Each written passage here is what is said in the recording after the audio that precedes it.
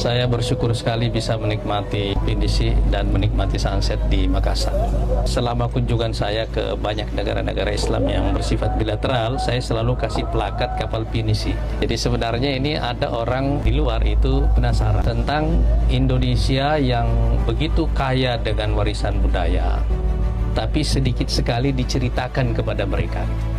Ini kita perlu cerita, kita perlu narator, kita perlu tukang cerita yang menceritakan diri kita ini. Indonesia ini bangsa yang inward looking, tidak suka menceritakan dirinya sendiri. Qatar itu negara kecil sekali, penduduk aslinya mungkin cuma 350.000, tapi kira-kira tidak ada orang di dunia yang tidak kenal negara namanya Qatar.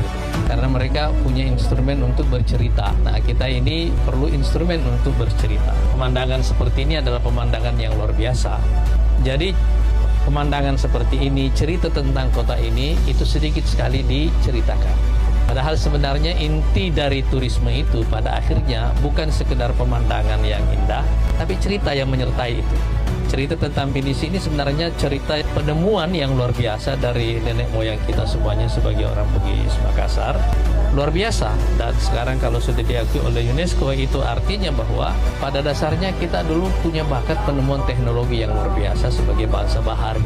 Cuma sekali lagi sedikit sekali bagi kita ini menceritakan cerita tentang ini semuanya kepada orang di luar. Jadi dalam kesempatan ini saya ada usul Pak Wali ini, Pak Wali ini. Bikinlah acara undang dubes-dubes negara-negara asing datang ke sini menikmati sunset di kota Makassar ini.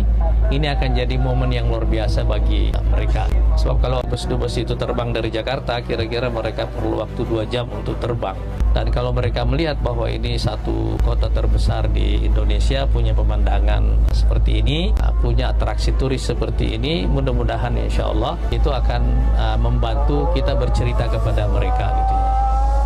Dan saya mau cerita sedikit, dubes kita di Tunis ini kebetulan bisa berbahasa Arab. Dia bikin terus-menerus promosi. Dan alhamdulillah sekarang turis dari Tunis yang datang ke Indonesia itu sudah 30.000. Negara kecil tuh di sini ya. Penduduknya cuma 10 juta.